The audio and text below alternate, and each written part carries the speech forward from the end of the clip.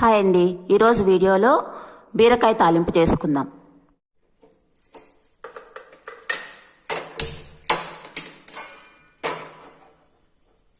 Oil వేసుకుందాం.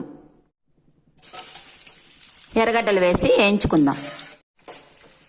Cut చేసి పెట్టుకున్న బీరకాయ ముక్కలు వేసుకుందాం. కొద్దిగా సాల్ట్ బాగా కలిపి 3 నిమిషాలు మూత పెట్టి ఉడికించుకుందాం.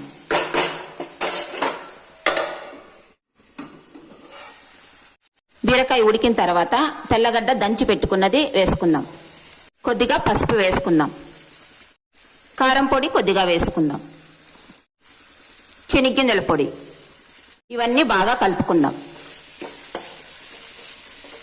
నా ఛానల్లో లాంగ్ వీడియోస్ కూడా ఉన్నాయండి, వాటిని చూసి మీకు నచ్చితే సబ్స్క్రైబ్ చేసుకోండి. అంతే అండి, బీరకాయ ఫ్రై రెడీ అయిపోయింది.